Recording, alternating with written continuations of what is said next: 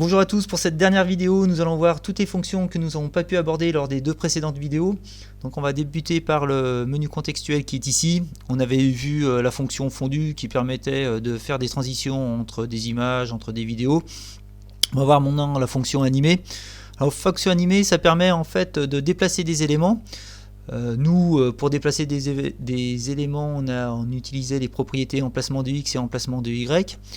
Là, avec animé, le logiciel en fait va nous proposer en début de séquence, en fin de séquence, des animations. Donc par exemple du centre vers le bord, du centre vers la gauche qui est ici. Donc je clique dessus et automatiquement ça va nous créer une image clé qui est ici où on va avoir un déplacement qui va être effectué. Vous voyez, là j'ai mon déplacement qui se fait sur la gauche. Si je reviens sur mon image clé, l'emplacement de X est à la valeur -1, ce qui permettait, comme on avait pu le voir précédemment, de déplacer notre élément complètement sur la gauche. Autre fonction, on avait rotation, agencement, temps, volume, séparer l'audio, découper, ce sont des fonctions qu'on a déjà vues. On va s'arrêter maintenant sur transformation. Alors, je reviens au début. Voilà. Donc transformation, ça va permettre de déformer notre objet. Voilà. Donc soit de le raccourcir, soit de l'augmenter. On va jouer sur les propriétés échelle de X et échelle de Y. Vous voyez ici, là, je suis sur échelle de X. Si je le diminue, et ben, j'ai mon échelle de X qui diminue et inversement. Voilà. Ce qui est pratique avec cette fonction, c'est qu'on va pouvoir faire des rotations d'objets.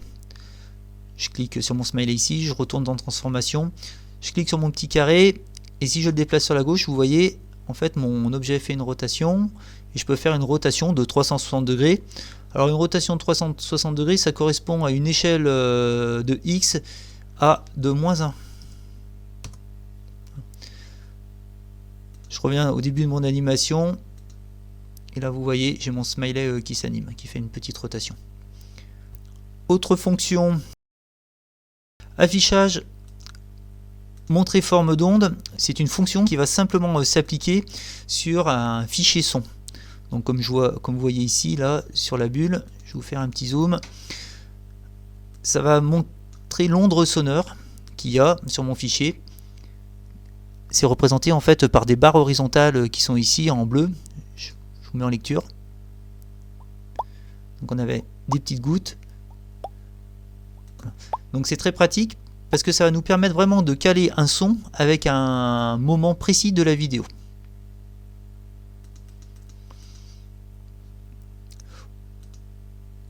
Donc pour le menu contextuel on a tout vu, maintenant on va aller voir les propriétés. Alors les propriétés alpha on l'avait vu, ça permettait de gérer la transparence. Après maintenant il y a filtre de canage et mappage de canaux. Alors ce sont deux propriétés qui vont ensemble.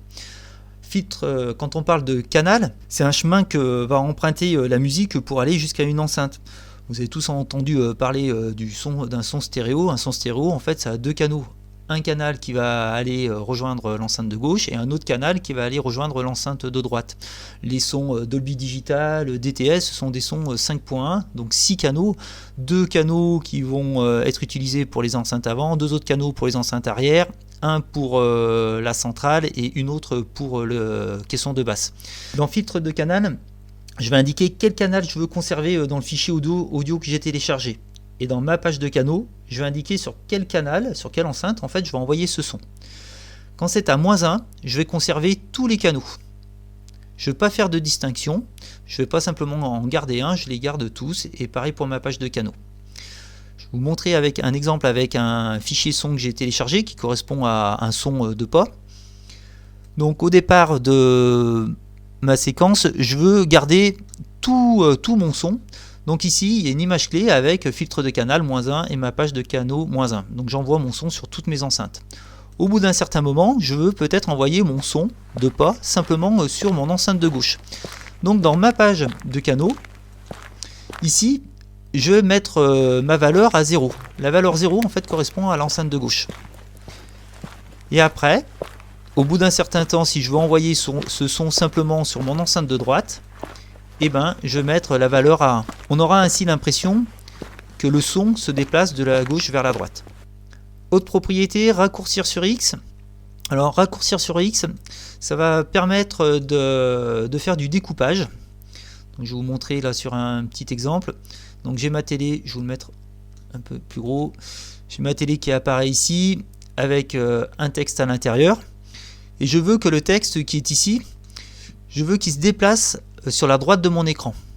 Donc mon texte, vous voyez, il est inscrit dans un rectangle qui est ici, qui a cette largeur et cette hauteur. Et avec raccourcir sur X, on va indiquer de quelle valeur on veut déplacer notre objet. Donc cette valeur, elle varie entre 0 et moins 1. Si je mets par exemple 0,2, eh ben, mon texte va être découpé de cette partie qui est ici, et tout le reste va se déplacer vers la droite. Donc je vous montre, je double-clique pour être sur ma case de texte, je mets ma valeur moins 0,2. Vous voyez, mon texte s'est découpé. Si je me remets au début, vous voyez, mon texte se déplace de 0,2. Voilà. Si je veux complètement que mon texte se déplace complètement, et ben, au lieu ici de mettre moins 0,2, je mets moins 1.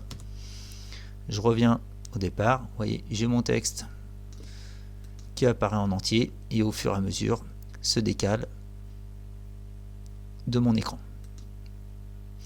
Donc là, c'est pour un déplacement sur la droite. Si je veux faire un déplacement sur la gauche, et ben mes valeurs de raccourcir sur X vont varier de 0 à 1. Donc ici, j'aurai mon 0, ici, j'aurai 0,2, 0,4, 0,6, 0,8 et 1. Ça correspond à des pourcentages, en fait, tout simplement. Vous avez après ensuite activer l'audio, activer la vidéo. Donc ça, c'est si on souhaite, en fait, à certains moments, couper le son ou couper la vidéo avec, vous voyez, on-off.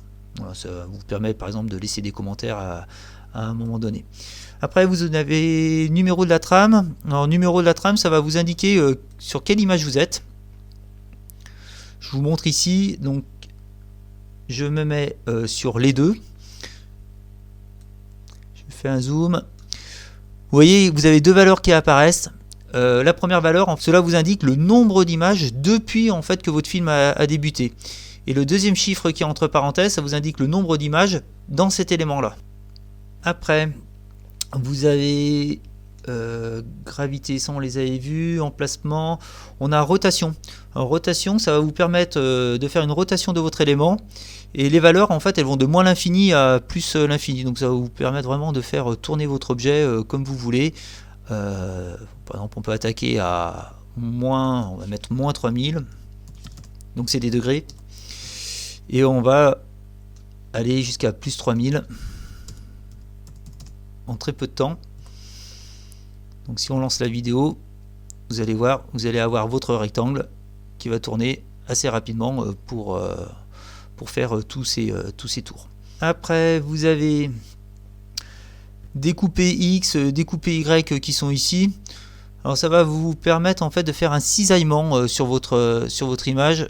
Je vais vous remettre une position de rotation à 0. Donc cisaillement, si vous mettez simplement sur 1, vous voyez, ma partie supérieure reste fixe, par contre ma partie inférieure va se décaler. Et plus vous augmentez ce chiffre, et plus votre décalage va être important. Dernière propriété qu'on n'avait pas vue, c'était forme de l'onde. Alors ça c'est pareil, ça s'applique simplement sur les fichiers audio. Ça permet, je vais vous montrer, de montrer en fait l'onde sonore. Donc je clique sur mon fichier qui est ici, je reviens avec ma barre de temps, je vais aller forme de l'onde, je mets oui. Donc j'ai mon fichier son qui apparaît, mon onde sonore qui apparaît, et je peux choisir la couleur si je souhaite. Voilà, si vous voulez voir les battements du cœur, voilà, vous pouvez le voir de cette manière là. J'ai fini avec les propriétés, je vais maintenant vous parler des effets qu'on peut faire avec OpenShot. Donc vous venez d'en avoir un aperçu. Donc pour les faire, vous cliquez sur effet qui est ici. Vous avez plus d'une dizaine d'effets qui sont à votre disposition. Donc barre, ça vous permet de mettre des barres en bas et en haut de votre vidéo, flou, de flouter celle-ci. Moi je vais plutôt m'attarder sur chrominescence. Chrominescence en fait ça va vous permettre d'enlever un fond pour pouvoir le remplacer par un autre. Donc moi le but ici ça va être d'envoyer ma vache dans l'espace. Donc je clique sur chrominescence, j'emmène mon effet sur ma vidéo. j'ai un petit C qui apparaît, je double-clique dessus pour accéder aux propriétés. Moi ce que je veux c'est supprimer la couleur rouge qui est là, donc je clique sur les couleurs et je vais sélectionner une couleur dans mon écran. Je sélectionne une partie du rouge qui est là, je mets OK, et vous voyez il y a une partie du rouge qui s'est enlevée parce que ça m'a sélectionné qu'une couleur.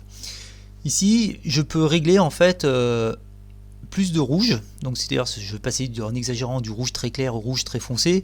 Je peux directement rentrer une valeur, je vais la mettre, je vais mettre par exemple 60. Vous voyez ça m'a pris à peu près toute mon image, mais il me reste encore quelques couleurs rouges, peut-être un peu plus foncées à ce niveau là.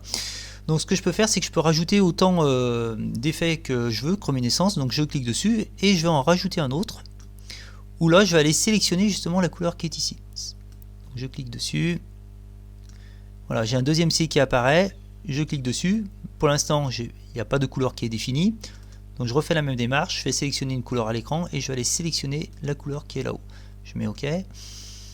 Ça m'en a pris un tout petit peu. Pareil, je vais augmenter cette valeur pour que ça me prenne le reste de ma vidéo.